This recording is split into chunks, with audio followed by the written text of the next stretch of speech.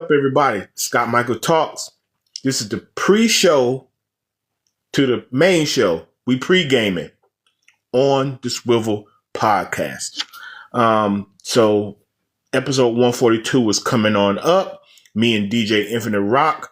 We're going to give you guys all the hot topics, all the top topics in sports and viral news. But we always do, always come together, guys, to do the pre-game, do the pre-show, just to fill you guys in on some of the things that we've been looking at over the past few days, to enlighten you guys on what what I'm thinking about what we're going to talk about on the full show, on the main show. So going into episode 142, I want to get to this. Happy Veterans Day.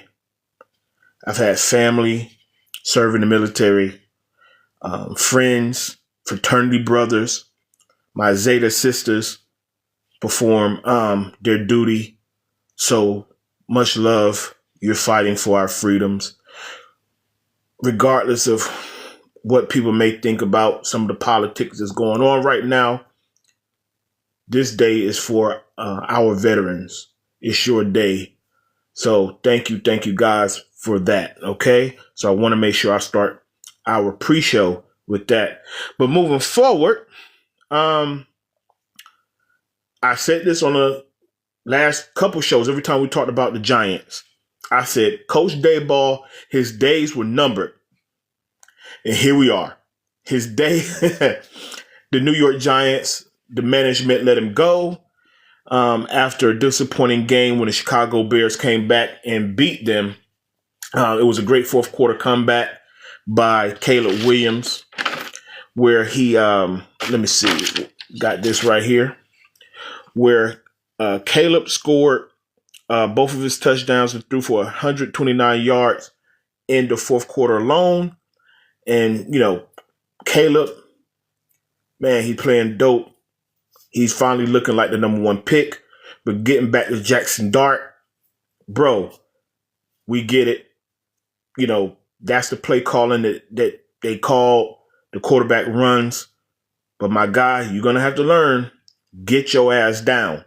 If you don't get your ass down, they're going to get you up out of the NFL real quick. Them dude, this is not the SEC. It's one thing when you're playing in college and you're playing against guys that are going to be teachers, lawyers, pre-med. Everybody in the NFL, they're professional football players. So not advising him to get down and protect himself, calling design quarterback runs, because looking at his stats, he had 66 rushing yards and 2 rushing touchdowns before he got concussed. But guys, I will tell you this. I would have fired him weeks ago when he tried to snatch Jackson Dart out the tent. See, Daboll put his job in front of young Bull's health. I would have got his ass up out of New York then. And then they let the Denver Broncos come back to 33 points in the fourth quarter. That comeback. So his days were numbered. It is what it is. Daboll, get on out of there. They throwing a lot of names. They're throwing out John Gruden, which I completely disagree with. Hell, he got some going on, lawsuits with the NFL as always. Then they talking about Lane Kiffin and Ole Miss. That's a little bit better. Some people even talking about Cliff Kingsbury in Washington. I got issue with that. He's never been a winning coach anywhere he's been. I see somebody in the chat. What's up? Seahawks Patriots Super Bowl. I would say no on Seahawks because I do not trust Sam Darnold. I think he's going to fold just like last year. You want to call him Cinderella, whatever, Cinderfella, whatever. At the end of the day, he's going to turn back into a pumpkin. And I like Drake May. I liked him in college at UNC. I like him. But we know how the AFC going to pan out. Let's not act funny. Hey, if Josh and them get back in that thing, they're battle tested in Buffalo. The Ravens get on if the Ravens get on the run, that means they're gonna go into the playoffs hot. They're not beating Baltimore, not beating Lamar action, and that monster. They're still that monster that wear 15 in Kansas City. Nobody beats that nigga. Anyway, I can keep going on with that. They could beat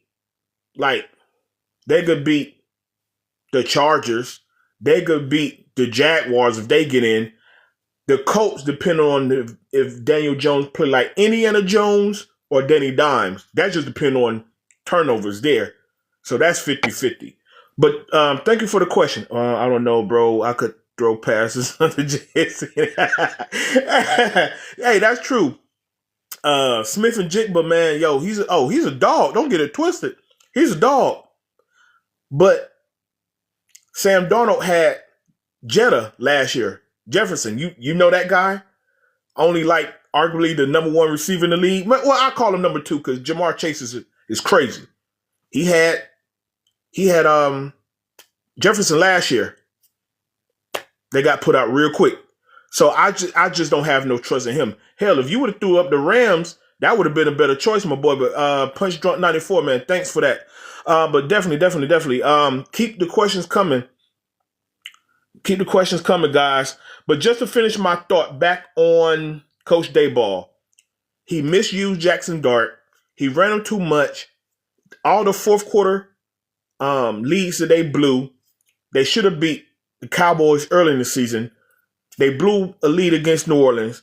Then, come on, man, the Denver game, you can't settle the troops, and they let him score 33 in the fourth quarter. And then he ran out knowing good and well the boy could possibly concuss, and he's dragging him out of the tent. I would have fired him that day. Because at the end of the day, Jackson Dart, you're trying to see if he's going to be your quarterback for the next 10 years. Bro, you're the coach. You can get gone tomorrow. And I would bring it up. Kingsbury is a possible coach. Lane Kiffin's a possible coach. I hear John Gruden's name being tossed around. John Gruden, you know, he got legal issues with the league. I don't know if you guys forgot or remember, I should say, you guys remember about those emails that leaked out a few years ago when he was coaching the Raiders. He had racist statements, homophobic statements, things of that nature. So he gonna clear that out. And even if he didn't even have all that, he haven't been a relevant head coach since he won the Super Bowl over that 04-05 with Tampa Bay. After that, he didn't have no winning records no more. They put his ass in broadcasting. So I don't want to hear about that John Gruden shit. I would give Kiffin another shot at the NFL. You know, hey, a lot of years, gotten better, learned under Nick Saban, X, Y, and Z. I would do that. And he reunites with his college quarterback, Jackson Dart. So, all right. So I'm going to move on to another one. Let's see. I got a list that I call "It's Time to Retire" list. Russell Wilson on that list, Geno Smith on that list, and Aaron Rodgers, who me and DJ iRock we call him Uncle Rico if y'all are Napoleon Dynamite fans. He's the old dude who swore he had the rocket arm. You know, he throwing the rock around. Well, once upon a time, that was Aaron Rodgers. Aaron Rodgers, one of the best throwers of the football, hands down, athletic. Now he's going on 42 years old. You ain't that dude no more. He haven't been in the playoffs in like 4 years. And that leads me to the Sunday night game real quick. The Chargers beat Pittsburgh 25-10. I say it's time to hang it up. Pittsburgh, they could have gotten off to a great start, put pressure on LA early. He had DK. Boom, right in the corner. Whew, sailed it. When have you ever seen Aaron Rodgers sell a pass to a wide open receiver? They only managed 10 points. That was a late score. He he has to be who he used to be because the defense doesn't play up to par. They had that one good game against the Colts. Man, they couldn't stop Lad McConkey. Lad McConkey went off. Bro, he had a touchdown before the half. Man, he was cooking on them. Vidal was running crazy. He had a touchdown. He had 95 yards. Man, he took a bad sack in the beginning of the game also, not just missing the throw. Khalil Mack sacked him for a safety. He just looked old. It's a picture that's going viral. Dude smacking him in the ear hole. He had a look on his face like, I don't want to be here anymore. The Pittsburgh Steelers did their fans a huge disservice. They were sitting with a nice first round pick. Now, you know you're going to get Aaron Rodgers because for whatever reason, people think he's Tom Brady for some freaking reason. They had an opportunity to get Jackson Dart with that pick or Shedeur Sanders with that pick. Yeah, you would have to sit this year. You're going to sit behind Aaron Rodgers for a year, but you have your contingency plan. Now they're going to have to go into the draft for real to get a quarterback. And is not going to be the strongest QB draft. Y'all see anybody that watch college football, maybe really like the dude out of Indiana. Anybody help me out? I can't even think of his name, man. I don't even watch Indiana like that. I be seeing like highlights. They in the top 5. It's crazy. They play crazy. I saw a clip. Oh man. He threw the game-winning touchdown. But the point I'm making is this. When you have your hopes pinned on a 42-year-old quarterback, you better play lights out everywhere. Everywhere else.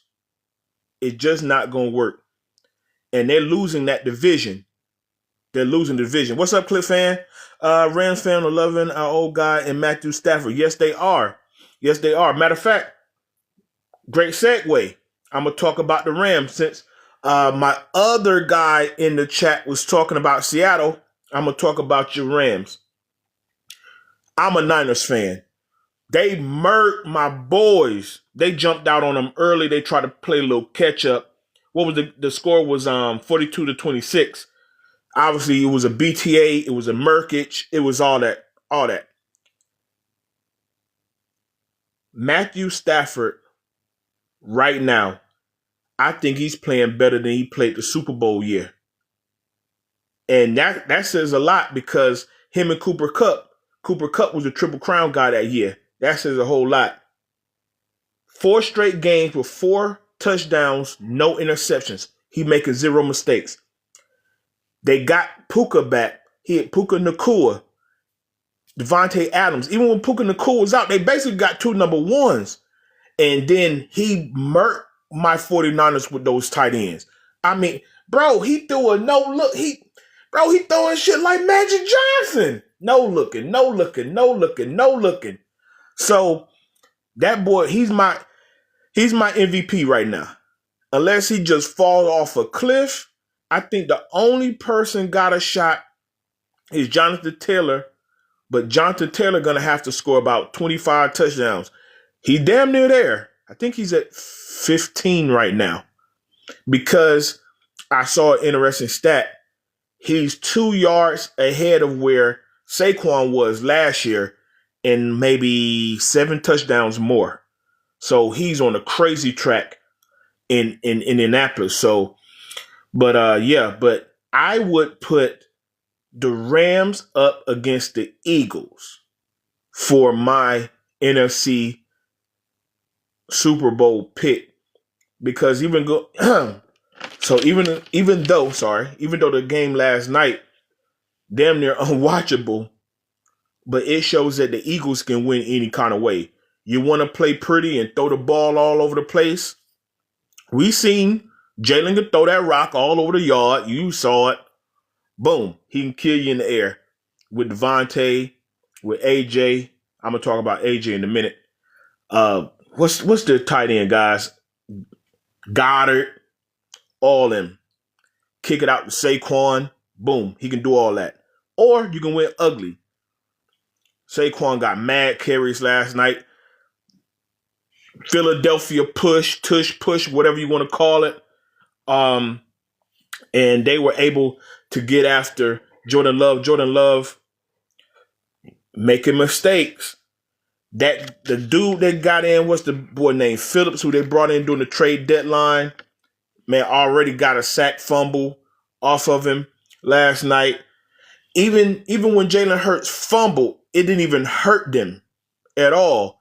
Boom, fumble, didn't even hurt him because it was no points in the first half. Only managed 3 points in the third, a field goal in the third.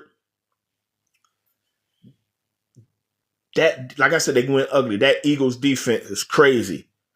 Man, look, a lot of things went wrong for the Green Bay Packers. Drop passes. What I see last night. Jordan Love missing passes. Open receivers dropping. Like I said, dropping passes. Missing receivers. They had them, man, they putting pressure on the dude. Jordan Love was just $176 in the air. No touchdown. Hurts 183 in the air. A touchdown. Of course, he had that crazy, man, he bombed it out. Devontae Smith had that crazy catch. Michael Parsons, where were you? They say they registered down for like 4 pressures. They're gonna need you to get the guys on the ground. They're gonna need that. So it was an old school, the defense. Philly got 3 sacks.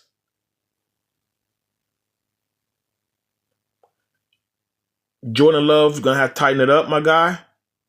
But he missed Kraft last night. Kraft was his safety blanket. He was on his way, the tight end, if y'all don't know. He was on his way for all-pro season. Not even a question. This was his coming out year. And I think he blew out his ACL. And they got a great receiving core, but nobody stands out as their number one. Somebody got to stand out and make a play. Watson, you just got back. You got to stand out and make a play. I know they got Golden, the rookie. They got Reed. They got Wicks. Somebody, Romeo Dobbs, too. They got full of receivers. Somebody got to step up and make a play. They had that crazy little 4th down on a run. Jacobs. I look back at it. He had the backside. No, he tried to cut it. He should have hit the front side. I'm sorry. Had the front side. They blocked down the wide open. I don't know what your running back vision was, but that's neither here nor there. Like I said, the Eagles, it should come down to Philly and the Rams in the NFC, no doubt. Currently, Philadelphia holds the number 1 seed in the NFC. Proof is in the pudding. They win this way. They win this way. Oh, we can't score no points. The defense can get you up out of there. So, hey, what's going on, champ? What's up? What's good? If you got something to ask, everybody, we pre-gaming. This is the pre-show to the main show. Pre-show to episode 142. We pre-gaming on a Tuesday.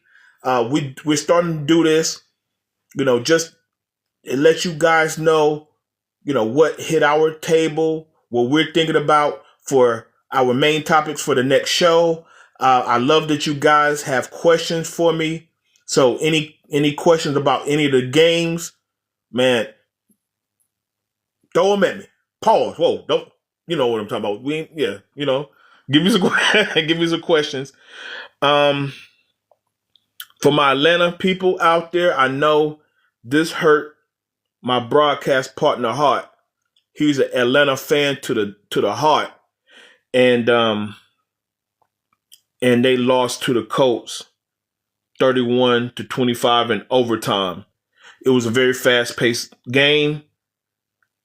Penix, maybe he need to change the color do-rag, or maybe he got a lucky do-rag or something, because it's like one game, like the game against the Patriots. Oh, man. Ooh, him in London was just lighting it up. The kicker fucked it up. But it was just like, now this was a game they relied a lot on the run. They had Algier ran pretty good. He had 2 touchdowns. Bijan carried it for 17 for 84. So they really relied heavy against the run, and they ran against that defense, and it was freaking working. Excuse me, I'm sorry. This weather's crazy. But I'm not gonna get too in depth with the game on the main show. We always get really, really in depth with breaking down some of the games and stuff like that. So I'm just gonna jump ahead to the fourth quarter. I'll do that. Atlanta, everything was really on your side. They had a big 4th down stop in the red zone, right? Then they couldn't really do nothing with it. And then at the end of the day, Jonathan Taylor, like I said, he's my number 2 in the MVP race. Let him cut loose for 83 yards. Boom. Now the momentum done came. Now the momentum done shift. Now you got to answer the touchdown with Algier. Answer with Algier. And once again, Atlanta, the Falcons is a weird team. So you answer it back. You take the lead. Now, boom. Can't hold water. Now, how you register 7 sacks? You even register a sack on the last possession. Warren, who was a beast, by the way, that game. He had 8 catches for 99 yards. Had a big catch.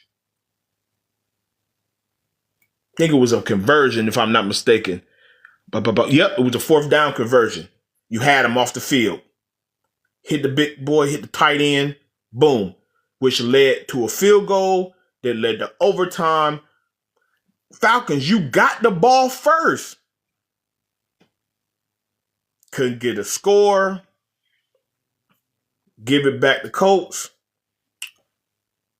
JT, he toted that thing in there. And that was your ball game. So I know I really just kind of ran over some of the highlights so that I skipped ahead.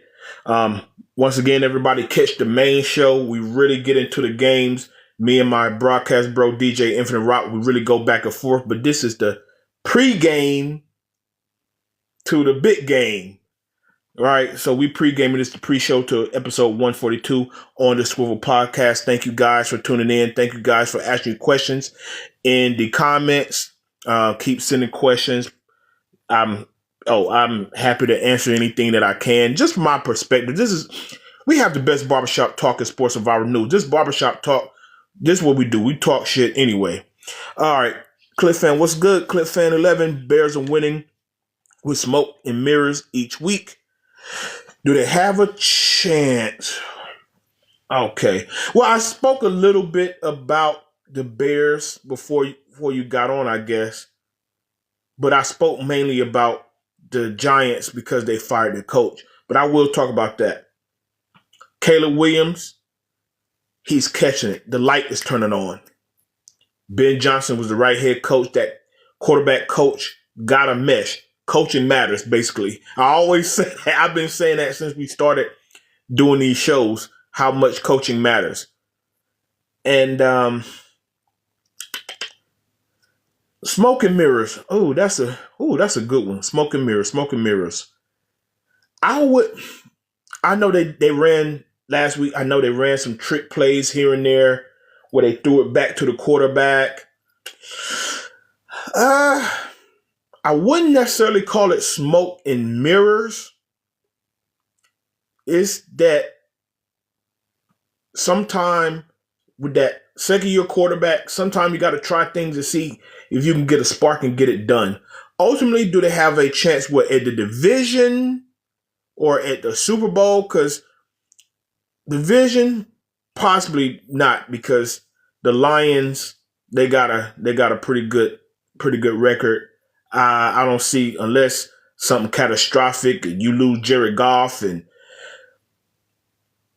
they just completely fall off, like crazy injuries or some crazy happen, dog. Probably, most likely not. They got a good record.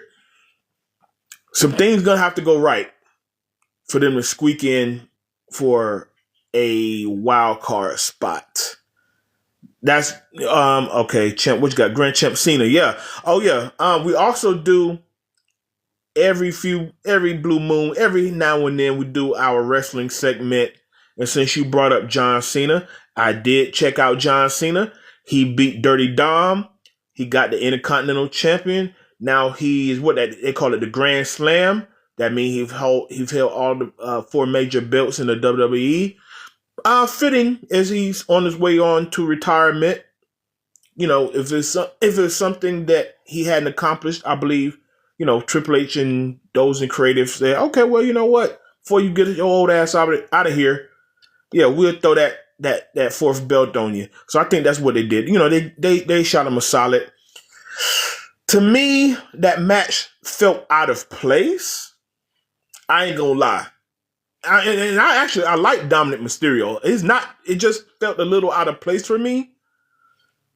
But I think they just went ahead and did John Cena a solid for that. So yeah. Let's see all right. Like I said, guys, this on the swivel. Y'all see it. Our beautiful logo on the Swivel Podcast. We have the best barbershop talking sports and viral news. I really just we do the pre-show to the main show so you guys just get a hint of some of the topics that we're going to talk about on the next episode. So, all right, we got some more stuff. All right, Champ, what you got? It was good match, just timing, just because they were in Massachusetts. Yeah, they were in John Cena's hometown. Yeah, they were in his hometown. I get it. Once again, I get it. Why not shoot him that? Because think about a lot of the great wrestlers, a lot of the great Hall of Famers. They were Grand Slammers. Shawn Michaels being one of them. I think Shawn Michaels was the first, if I'm not mistaken, back in the 90s, because he was the world, the Intercontinental, tag, and remember they used to have the European champion. So yeah, it just, I don't know, it was just the match just seemed out a bit. Okay, all right, user 380 number. Okay, they sell dreams every year, and they listen to what everyone says that they are in. They're not. What team are you talking about? Who's selling dreams? You weren't specific on the team, my boy or lady. I don't know. There's no picture there by your profile there. But all right. So let's get into something. Okay. Oh, Atlanta. Okay. Bet. All right. There you go. Atlanta. Oh, okay. All right. Atlanta. I'm pretty sure I'm assuming you heard my take about Atlanta. They have the coach. I like the coach. You got to think, Durag Penix is just his second year. By this time next year, you gotta know what you got with him. Right now, he gotta really be consistent and hit them passes. Like him and London connected on a touchdown on Sunday against the Colts. But it's like, damn, like you went from throwing this to because they're a run-based team. Bijan and Algier. But passing score points. Unless you that team in Philly that can win in multiple different ways, and we want to beat people up and run it, with Hurts and Saquon. Then we want to play great defense. They can't. Thank you. They're not a finisher. That's what they can't. They're not there. You got to be patient with your young quarterback. The defense, they got to keep building. Hell, they had 7 sacks. I mean, I don't know what else. I don't know what an Atlanta fan want. They had 11 sacks. Bates picked off Daniel Jones. So you had an interception. You had 7 sacks. The defense did their job. But as you said, user 380297 number. They didn't finish. As I said, when the chip was on the line, you let Warren beat you on the 4th down conversion. You get the stop, the game is over. The 4th down conversion led to the field goal that led to overtime. You had the ball first in overtime. You couldn't get it done. And then Warren again hit you with Daniel Jones hit you with another pass to Warren. And then JT toted that thing in there. Touchdown, W's for Colts. Let's head back home because they played in Berlin. Let's head back to the crib. So, yeah, definitely, man, not a finisher. We're going to get into a little NBA news. The Dallas Mavericks, Nico Harrison, writing been on the wall. They're having a horrible start. It looks real bad. Pressure breaks pipe. Yeah. Hell, pressure break pipe also in Dallas. Kyrie's gone. He should be back sometime before the playoffs, if they make the playoffs, because he tore his knee off the bone last year. AD is injured again. And Cooper Flag is like 19 years old, and he can't carry it. I saw a crazy stat that said so far in the NBA season, Cooper Flag has lost more games so far than he did his entire high school and collegiate career. Now everybody's saying, damn, we had Luka. And you let Luka go to LA.